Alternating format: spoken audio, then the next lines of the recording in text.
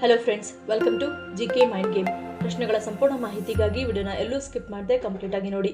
ಇವತ್ತಿನ ಪ್ರಶ್ನೆಗಳಲ್ಲಿ ಮೊದಲನೇ ಪ್ರಶ್ನೆ, ಮಧುಮೇಹ ಇರುವವರು ತಾಟಿನಿಂಗನ್ನು ತಿನ್ನುವುದರಿಂದ ಏನಾಗುತ್ತದೆ? ಆಪ್ಷನ್ಸ್: ಎ ಸಕ್ಕರೆ ನಿಯಂತ್ರಣ, ಬಿ ಸಕ್ಕರೆ ಹೆಚ್ಚಳ, ಸಿ ಆಯಾಸ ನಿವಾರಣೆ, ಡಿ ಮೂತ್ರ ಹೆಚ್ಚಳ.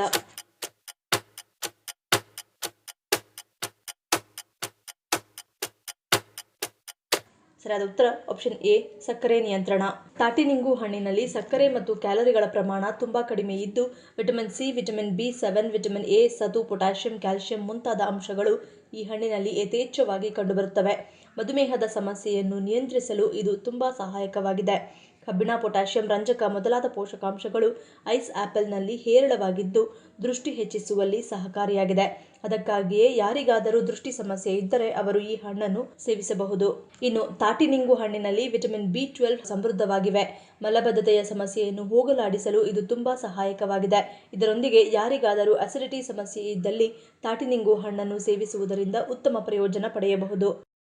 ಎರಡನೇ ಪ್ರಶ್ನೆ, ನೈಸರ್ಗಿಕ ಮನಸ್ಥಿತಿಯನ್ನು ಹೆಚ್ಚಿಸುವ ಗುಣಗಳನ್ನು ಹೊಂದಿರುವುದು ಯಾವುದು? Options: A dark chocolate, B ಏಲಕ್ಕಿ, ಸಿ ಬೆಲ್ಲ, ಡಿ ಬಾಳೆಹಣ್ಣು.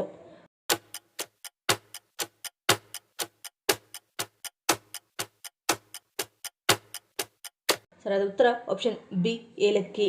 ಬಲವಾದ ಪ್ರತಿರಕ್ಷಣಾ ವ್ಯವಸ್ಥೆಯನ್ನು ರೂಪಿಸುವಲ್ಲಿಯೂ ಏಲಕ್ಕಿ ಸಹಾಯ ಮಾಡುತ್ತದೆ. ಇದರಲ್ಲಿರುವ ಆಂಟಿ ಆಕ್ಸಿಡೆಂಟ್ಗಳು ರೋಗನಿರೋಧಕ ಶಕ್ತಿಯನ್ನು ಬಲಪಡಿಸುವಲ್ಲಿ ನಿರ್ಣಾಯಕ ಪಾತ್ರ ವಹಿಸುತ್ತದೆ. ಏಲಕ್ಕಿ ನೈಸರ್ಗಿಕ ಮನಸ್ಥಿತಿಯನ್ನು ಹೆಚ್ಚಿಸುವ ಗುಣಗಳನ್ನು ಹೊಂದಿದೆ. ಚಹಾಕ್ಕೆ ಇದನ್ನು ಸೇರಿಸಿದಾಗ ಸೆರೋಟೋನಿನ್ ಮತ್ತು ಇತರ ಉತ್ತಮ ಭಾವನೆ ನೀಡುವ ಹಾರ್ಮೋನ್ಗಳ ಉತ್ಪಾದನೆಯನ್ನು ಇದು ಉತ್ತೇಜಿಸುತ್ತದೆ. ಈ ಮೂಲಕ ನಿಮ್ಮ ಮನಸ್ಥಿತಿಯನ್ನು ಹೆಚ್ಚಿಸಲು, ಒತ್ತಡ ಮತ್ತು ಆತಂಕವನ್ನು ಕಡಿಮೆ ಮಾಡಲು ಇದು ನೆರವು ನೀಡುತ್ತದೆ. ಮೂರನೇ ಪ್ರಶ್ನೆ, ಜೀವನದುದ್ದಕ್ಕೂ ಸ್ನಾನ ಮಾಡದೆ ಬದುಕುವ ಬುಡಕಟ್ಟು ಜನಾಂಗದವರು ಯಾವ ದೇಶದವರು? Options: A Namibia, B Kenya, C Djibouti, D Somalia.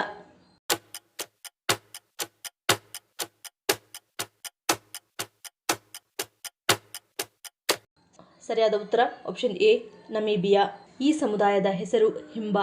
ಇವರು ಶತಮಾನಗಳಿಂದ ಆಫ್ರಿಕಾ ಖಂಡದ ಉತ್ತರ ನಮೀಬಿಯಾದಲ್ಲಿ ವಾಸಿಸುತ್ತಿದ್ದಾರೆ. ಇದು ಅರೆ ಅಲೆಮಾರಿ ಬುಡಕಟ್ಟು ಜನಾಂಗ. ಹಿಂಬಾ ಬುಡಕಟ್ಟು ಜನಾಂಗದವರು ತಮ್ಮ ಜೀವನದುದ್ದಕ್ಕೂ ಸ್ನಾನ ಮಾಡುವುದಿಲ್ಲ.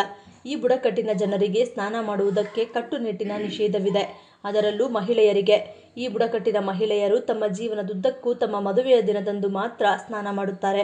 ಆದರೂ ಈ ಬುಡಕಟ್ಟಿನ ಮಹಿಳೆಯರನ್ನು ಆಫ್ರಿಕಾದಲ್ಲಿ ಅತ್ಯಂತ ಸುಂದರವೆಂದು ಪರಿಗಣಿಸಲಾಗಿದೆ. ವಾಸ್ತವವಾಗಿ ಈ ಬುಡಕಟ್ಟಿನ ಜನರು ಸೂಕ್ಷ್ಮ ಜೀವಿಗಳು ಮತ್ತು ಬ್ಯಾಕ್ಟೀರಿಯಾಗಳಿಂದ ಮುಕ್ತವಾಗಿರಲು ಹೊಗೆ ಸ್ನಾನ ಮಾಡುತ್ತಾರೆ. ಅವರು ವಿಶೇಷ ಗಿಡಮೂಲಿಕೆಗಳನ್ನು ನೀರಿನಲ್ಲಿ ಕುದಿಸಿ ಆ ಹಬೆಯಿಂದ ತಮ್ಮನ್ನು ತಾವು ಶುದ್ಧೀಕರಿಸಿಕೊಳ್ಳುತ್ತಾರೆ. ಈ ಕಾರಣದಿಂದಾಗಿ ಅವರ ದೇಹವು ವಾಸನೆ ಬರುವುದಿಲ್ಲ. ಇಷ್ಟೇ ಅಲ್ಲ, ತನ್ನ ಚರ್ಮವನ್ನು ಬಿಸಿಲಿನಿಂದ ರಕ್ಷಿಸಿಕೊಳ್ಳಲು ವಿಶೇಷ ಲೋಷನ್ ಕೂಡ ಹಚ್ಚಿಕೊಳ್ಳುತ್ತಾರೆ. ಈ ಲೋಷನ್ ಅನ್ನು ಪ್ರಾಣಿಗಳ ಕೊಬ್ಬು ಮತ್ತು ವಿಶೇಷ ಖನಿಜ ಹೆಮಟೈಟ್ ನಿಂದ ತಯಾರಿಸಲಾಗುತ್ತದೆ. ನಾಲ್ಕನೇ ಪ್ರಶ್ನೆ, ಯಾವ ಸಮಸ್ಯೆ ಇರುವವರು ಬಾಳೆಹಣ್ಣಿನಿಂದ ದೂರ ಉಳಿಯುವುದು ಒಳ್ಳೆಯದು? ಆಪ್ಷನ್ಸ್: ಎ ಅಧಿಕ ತೂಕ, ಬಿ ಮೂತ್ರಪಿಂಡ, ಸಿ ಬಿಪಿ, ಡಿ ಹೃದಯಾಘಾತ.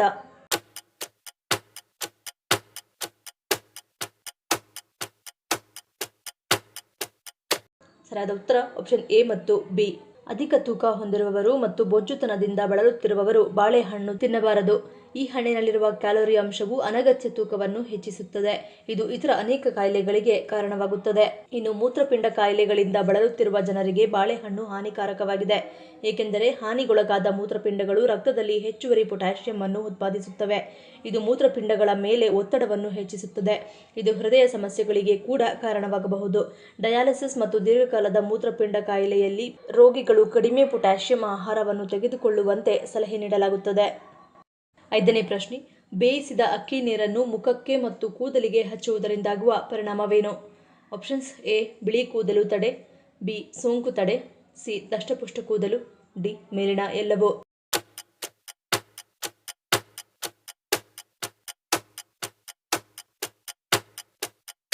ಸರಿಯಾದ ಉತ್ತರ ಆಪ್ಷನ್ ಡಿ ಮೇಲಿನ ಎಲ್ಲವೂ. ಗಂಜಿಯಲ್ಲಿ ಪೋಷಕಾಂಶಗಳ ಕೊರತೆ ಇರುವುದಿಲ್ಲ. ವಿಟಮಿನ್ ಬಿ, ವಿಟಮಿನ್ ಸಿ ಮತ್ತು ವಿಟಮಿನ್ ಇ ಇದರಲ್ಲಿ ಸಾಕಷ್ಟು ಕಂಡುಬರುತ್ತದೆ. ನಮ್ಮ ಚರ್ಮಕ್ಕೆ ಗಂಜಿ ತುಂಬಾ ಪ್ರಯೋಜನಕಾರಿ. ಇದು ನೇರಳಾತೀತ ಕಿರಣಗಳ ಪರಿಣಾಮ ಮತ್ತು ಸೋಂಕನ್ನು ಕಡಿಮೆ ಮಾಡುವ ಶಕ್ತಿಯನ್ನು ಹೊಂದಿದೆ. ಇನ್ನು ಇತ್ತೀಚಿನ ದಿನಗಳಲ್ಲಿ ಅನೇಕ ಜನರು ಬಿಳಿ ಕೂದಲು ಅಥವಾ ಕೂದಲು ಉದುರುವಿಕೆ ಸಮಸ್ಯೆ ಎದುರಿಸುತ್ತಿದ್ದಾರೆ. ಗಂಜಿಯನ್ನು ಸುಮಾರು 15 ರಿಂದ 20 ನಿಮಿಷಗಳ ಕಾಲ ನೆತ್ತಿಯ ಮೇಲೆ ಬಿಟ್ಟು ನಂತರ ಸೌಮ್ಯವಾದ ಶಾಂಪೂ ಮತ್ತು ಕಂಡೀಷನರ್ನಿಂದ ಕೂದಲನ್ನು ಸ್ವಚ್ಛಗೊಳಿಸುವುದರಿಂದ ಕೂದಲು ಉದುರುವ ಸಮಸ್ಯೆ ಪರಿಹಾರವಾಗಿ ಕೂದಲು ದಷ್ಟಪುಷ್ಟವಾಗಿ ಬೆಳೆಯುತ್ತದೆ. ಬೇಯಿಸಿದ ಅಕ್ಕಿ ಗಂಜಿಯಲ್ಲಿ ಬ್ಯಾಕ್ಟೀರಿಯಾ ವಿರೋಧಿ ಗುಣಗಳು ಕಂಡುಬರುತ್ತವೆ. ಇದರಿಂದ ಮುಖದ ಮೇಲೆ ಹೊರಬರುವ ಬ್ಲ್ಯಾಕ್ ಹೆಡ್ಸ್ ಮತ್ತು ವೈಟ್ ಹೆಡ್ಸ್ಗಳು ಹೋಗುತ್ತವೆ.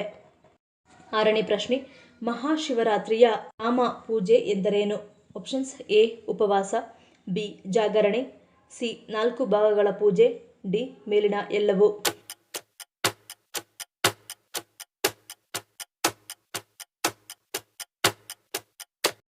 ಸರಿಯಾದ ಉತ್ತರ ಆಪ್ಷನ್ ಡಿ, ಮೇಲಿನ ಎಲ್ಲವೂ. ಯಾಮ ಎಂಬ ಶಬ್ದ ಕಾಲ ಸೂಚಕವಾಗಿದೆ. ಒಂದು ಯಾಮ ಎಂದರೆ 3 ತಾಸುಗಳ ಅವಧಿಯಾಗಿರುತ್ತದೆ. ಹೆಸರೇ ಹೇಳುವಂತೆ ಶಿವರಾತ್ರಿ ರಾತ್ರಿ ವೇಳೆ ನಡೆಯುವ ಧಾರ್ಮಿಕ ಕ್ರಿಯೆಯಾಗಿರುವುದರಿಂದ 12 ತಾಸುಗಳ ರಾತ್ರಿಯ ಅವಧಿಯನ್ನು 4 ಭಾಗಗಳನ್ನಾಗಿ ವಿಂಗಡಣೆ ಮಾಡಲಾಗಿದೆ. ಶಿವರಾತ್ರಿಯ ದಿನದಂದು ಮೊದಲ ಪೂಜೆಯನ್ನು ಸಂಜೆ 6 ಗಂಟೆಯಿಂದ ಆರಂಭಿಸಿ 9 ಗಂಟೆಯವರೆಗೂ ಆಚರಣೆ ಮಾಡಲಾಗುತ್ತದೆ. 2ನೇ ಅವಧಿಯ ಪೂಜೆ ರಾತ್ರಿ 9 ರಿಂದ 12 ರವರೆಗೆ ನಡೆಯಲಿದೆ. ಇನ್ನು 3ನೇಯ ಯಾಮ ಪೂಜೆ ಮಧ್ಯರಾತ್ರಿ 12 ರಿಂದ 3 ಗಂಟೆಯವರೆಗೆ ನಡೆಯಲಿದ್ದು, 4ನೇಯ ಯಾಮ ಪೂಜೆ 3 ಗಂಟೆಯಿಂದ ಬೆಳಗ್ಗೆ 6 ಗಂಟೆಯವರೆಗೆ ನಡೆಯುತ್ತದೆ. 7ನೇ ಪ್ರಶ್ನೆ, ಎಳನೀರು ಮತ್ತು ಕಬ್ಬಿನ ರಸ ಇವೆರಡನ್ನು ಯಾವ ಸಮಸ್ಯೆ ಇರುವವರು ಕುಡಿಯಬಾರದು? Options: A. BP, B. Gastric, C. ಮೂತ್ರಪಿಂಡ, ಡಿ. ಮಧುಮೇಹ.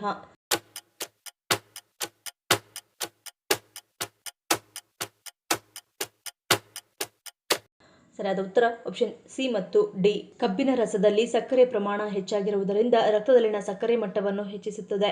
ಹಾಗಾಗಿ ಮಧುಮೇಹಿಗಳಿಗೆ ಇದು ಅಪಾಯಕಾರಿಯಾಗಬಹುದು. ಇನ್ನು ಮಧುಮೇಹವಿದ್ದರೆ ಕಬ್ಬಿನ ರಸವನ್ನು ತಪ್ಪಿಸುವುದು ಉತ್ತಮ. ಇದರ ಬದಲಿಗೆ ನಿಮಗೆ ಎಳನೀರು ಸುರಕ್ಷಿತ ಆಯ್ಕೆಯಾಗಿದೆ. ಇನ್ನು ದೀರ್ಘಕಾಲದ ಮೂತ್ರಪಿಂಡದ ಕಾಯಿಲೆ ಅಥವಾ ಮೂತ್ರಪಿಂಡದ ಕಲ್ಲುಗಳನ್ನು ಹೊಂದಿರುವವರು ಎಳನೀರು ಕುಡಿಯುವ ಮೊದಲು ವೈದ್ಯರ ಸಲಹೆಯನ್ನು ಪಡೆಯುವುದು ಉತ್ತಮ. 8ನೇ ಪ್ರಶ್ನೆ, ಯಾವ ಮದ್ಯಪಾನ ಮಧುಮೇಹವನ್ನು ಕಡಿಮೆ ಮಾಡಲು ಸಹಾಯ ಮಾಡುತ್ತದೆ? Options: A. Beer, B. Rum, C. ಸೇಂದಿ, ಡಿ. ವಿಸ್ಕಿ.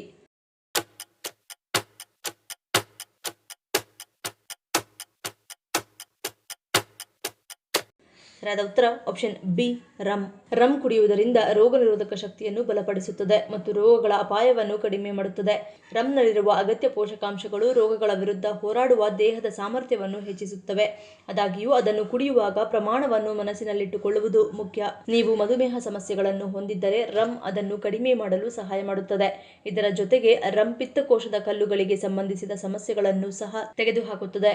ರಮ್ ಕುಡಿಯುವುದರಿಂದ ನಿಮಗೆ ಮನಸ್ಸಿನ ಶಾಂತಿ ಸಿಗುತ್ತದೆ, ಆದರೆ ಅದನ್ನು ಸಣ್ಣ ಪ್ರಮಾಣದಲ್ಲಿ ಮಾತ್ರ ತೆಗೆದುಕೊಳ್ಳಬೇಕು.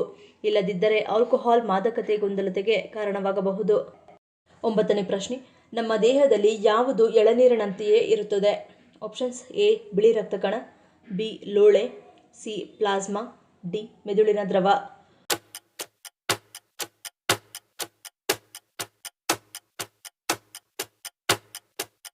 ಸರಿಯಾದ ಉತ್ತರ ಆಪ್ಷನ್ ಸಿ, ಪ್ಲಾಸ್ಮಾ. ನಮ್ಮ ರಕ್ತದ ನೀರಿನ ಭಾಗವಾದ ಪ್ಲಾಸ್ಮಾ ಅಂದರೆ ರಕ್ತದ ಕಣಗಳು ತೇಲುವ ಬಣ್ಣರಹಿತ ದ್ರವ ಹೆಚ್ಚು ಕಡಿಮೆ ಎಳನೀರಿನಂತೆಯೇ ಇರುತ್ತದೆ. ಪ್ಲಾಸ್ಮಾ ಕೊರತೆ ಇದ್ದರೆ ತುರ್ತು ಪರಿಸ್ಥಿತಿಯಲ್ಲಿ ಎಳನೀರನ್ನೇ ರಕ್ತದ ಬದಲು ನೀಡುವ ಮೂಲಕ ಇದುವರೆಗೆ ಹಲವಾರು ಜೀವಗಳನ್ನು ಉಳಿಸಲಾಗಿದೆ. ಇದೇ ಕಾರಣಕ್ಕೆ ಯುದ್ಧ ಸಂದರ್ಭದಲ್ಲಿಯೂ ರಕ್ತ ಸೋರುವಿಕೆ ಸಂದರ್ಭ ಎದುರಾದರೆ ಜೀವರಕ್ಷಣಾ ದ್ರವವಾಗಿ ಎಳನೀರುಗಳನ್ನು ಸಂಗ್ರಹಿಸಿಡಲಾಗುತ್ತದೆ. 10ನೇ ಪ್ರಶ್ನೆ, 10 ತಿಂಗಳುಗಳ ಕಾಲ ಆಕಾಶದಲ್ಲಿಯೇ ಹಾರುತ್ತಲೇ ಇರುವ ಪಕ್ಷಿ ಯಾವುದು? Options: A. ಗಿಡುಗ, ಬಿ. ರಣಹದ್ದು, ಸಿ. Common swift, D. ಮೇಲಿನ ಎಲ್ಲವೂ.